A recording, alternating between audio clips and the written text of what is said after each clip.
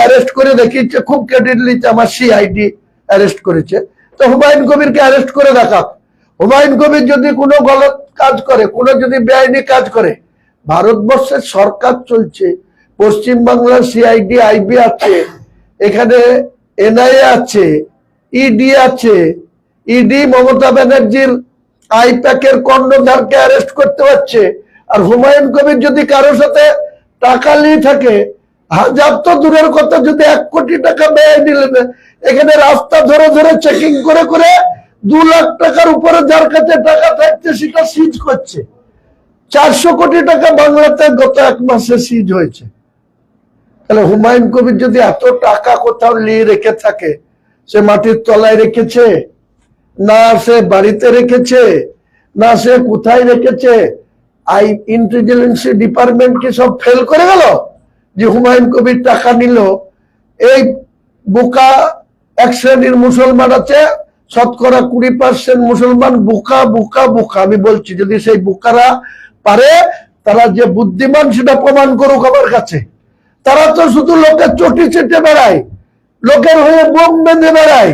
আরে আমি না খেতে পেলেও কেউ যদি আমাকে বলে লাখ টাকা দেবো, আমাকে একটা অসৎ কাজ করতে হবে, আমি যাব না। কিন্তু বোকা মুসলমানদের একটা অংশ তো এই করে বেড়ায়, নিজের জীবনকে তুচ্ছ করে বোম বেঁধে বেড়ায়, বেআইনি কাজ করে বেড়ায়, হিরোইন খেয়ে বেড়ায়, গেজা খেয়ে বেড়ায়। হুমায়ুন কবির একটা বিড়ি সিগারেট খায় না, আর তার বিরুদ্ধে এত উল্টো পাল্টা অপপ্রচার। অমিত শাহকেও চ্যালেঞ্জ করছি, ভারতবর্ষের স্বরাষ্ট্রমন্ত্রী আপনি পারলে আমার বাবরি মসজিদ আটকান। আর ইলেকশনের পরে কোথায় থাকবেন সে তো আটকাতে পারবেন না, এখন তো আছেন ক্ষমতায়। ইলেকশন কমিশনের তো অনেক পাওয়ার।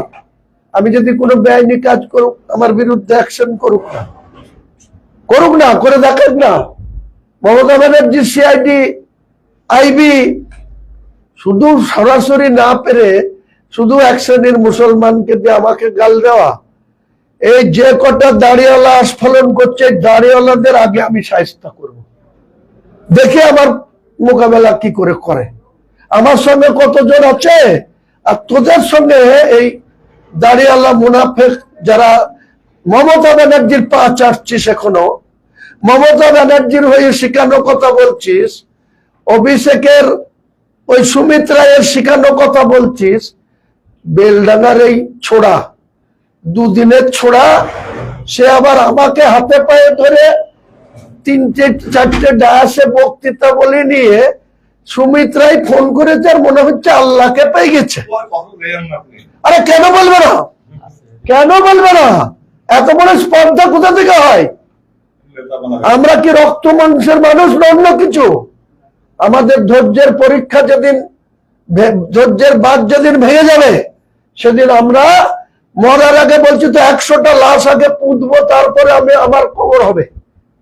কি চাই, কি করতে চাই তারা, কি করতে চাই? আসুক না আমার সামনে, দাঁড়াক না। বেশি ফুটানি হয়ে গেছে। সুমিত রায় ফোন করেছে, আর মনে হচ্ছে যেন একবারে বাপ পেয়ে গেলাম, বাপের কথাই যা খুশি করব। আমি তো তোর বাপ মা দাদু দাদি সবাইকে চ্যালেঞ্জ করি রে। মমতা ব্যানার্জি তুরকে, ওই অমিত শাহ তুরকে, শুভেন্দু তুরকে, তাদের চ্যালেঞ্জ করি। তুই তো আমার কাছে চুনোপুটি রে। তোরা আবার আস্ফালন করে বেড়াচ্ছিস যে হুমায়ুন কবির খারাপ লোক, তোরা কত ভালো, তোদের কত গুরুত্ব। তোদের মুখে মুছতে দিবে 4 তারিখের পরে, এই অভিষেকই তোদের মুখে মুছতে দিবে। দেখে ডায়াসে তুলছে তো, এরপরে অভিষেক কোথায় থাকবে দেখে নিবি। আমি চ্যালেঞ্জ করছি, অভিষেক 4 তারিখে রাত 2টোয় ফ্লাইটের টিকিট কেটে দুবাই পালাবে। তখন তো কোথায় যাবি রে? তোর গলা চেপে ধরে তুলে এনে তোকে এই বাবরি মসজিদে কবর দেবো, দেখি তোর কোন বাপ তোকে আটকিলে। হাতির 5 পা দেখেছো তোমরা? ওখানে পুঁতবো, তারপরে হুমায়ুন কবির 101কে কবরে যাবে, তার আগে না।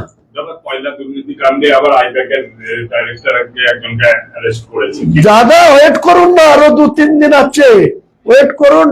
কয়লা চোর, বালি চোর, তুলাবাজ, তারপরে সুদীপ্ত সেনের টাকা নিয়ে 2011 সালে মুখ্যমন্ত্রী হয়েছে, চোরের মায়ের বড় গলা। এদের যে আইপ্যাকের আজকে অপেক্ষা করেন, কাল পর্যন্ত প্রতীক জৈনকে যদি বাংলায় পান, প্রতীক জৈনের স্ত্রীকেও ডেকেছে ইডি, তার ভাইকেও ডেকেছে, রাত্রের মধ্যেই যাবে লকআপে। যাকে ধরেছিল তাকে তো 6 দিনের জন্য 10 দিনের জন্য ইডি হেফাজতে চলে গেছে। অপেক্ষা করেন না, হিম্মত থাকে তো হুমায়ুন কবিরের গায়ে হাত দেখ, ইডি দেখ, ইলেকশন কমিশন দেখ, মমতা ব্যানার্জি দেখ। আমি চ্যালেঞ্জ করছি, এরা এখানকার এই কয়েকজন দাঁড়িয়েওয়ালা তো চুনোপুটি। আমি তো বলছি ভারতবর্ষের যারা এত বড় বড় শক্তিমান, সেই সব intelligence department, CBI, ED, NIA, রাজ্যের সিআইডি, আইবি, তাদের সকলকে চ্যালেঞ্জ করছে, হুমায়ুন কবিরের যদি কোন রকম কোনো ত্রুটি থাকে, হুমায়ুন কবিরের বিরুদ্ধে ইনকোয়ারি টিম বসাক, প্রমাণ করুক, অ্যারেস্ট করে নিয়ে যাক। কেন এত অপপ্রচার, কেন এত নোংরামি, কেন এত হুমায়ুন কবিরকে ছোট করার অপচেষ্টা? হুমায়ুন কবির কারো খেয়ে বসে নাই, বিজেপির সাথে কোনো সম্পর্ক নাই। আর মমতা ব্যানার্জি, আমি যতক্ষণ বেঁচে আছি তোমাকে বাংলার মুখ্যমন্ত্রী হতে দেব না, দেব না, দেব না। তোমার যত শক্তি থাকে লাগাও, এখনো 6 দিন সময় আছে। চ্যালেঞ্জ করলাম, মমতা ব্যানার্জি আগামী দিনে বাংলার মুখ্যমন্ত্রী হবে না। কার শক্তি কত বেশি 4টা মে দেখাবো।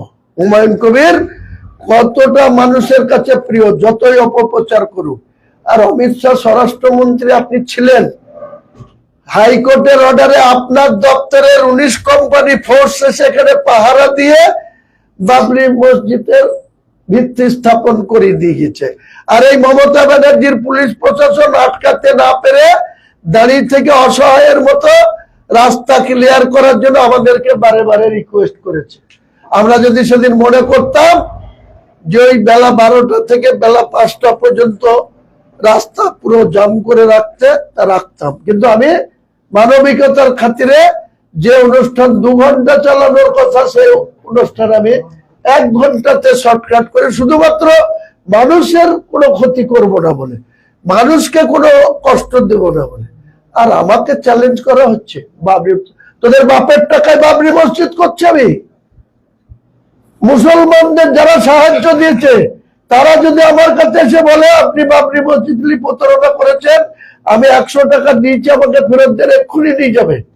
কেউ যদি বলে আমি 10,000 দিয়েছি, আর এক চিটিং মাছ দাঁড়িয়েওয়ালা সুন্দরবন থেকে 1 কোটি টাকার ঘোষণা করেছিল, 1 টাকা না করি দেয়নি। এই অভিষেক একজন 80 কোটি টাকা ঘোষণা করেছিল, অভিষেক তার ব্যবসা লাটে তুলে দিয়েছে যাতে এখানে টাকা না দেয়। তাকে এত রকম হ্যারাস করেছে, তার ব্যবসা একদম ডকে তুলে দিচ্ছে। কি আছে, তুই আটকাতে পেরেছিস অভিষেক? পারবি না। আমি বেঁচে থাকবো, বাবরি মসজিদ করব করব করব। তোদের কারো 14 পুরুষের ক্ষমতা নাই বাবরি মসজিদের ধারে কাছে আসিস। আমারও বাহিনী আছে, আমিও মুসলমান ভাইদের সঙ্গে নিয়ে, যে মুসলিম হোক আর যে দাঁড়িয়েওয়ালা হোক, বাবরি মসজিদের বিরোধিতা করবে, তাকে ওইখানে আলাদা একটা আরো 5 বিঘি জায়গা কিনবো, দ্বীপ তাদের কবর দেবো।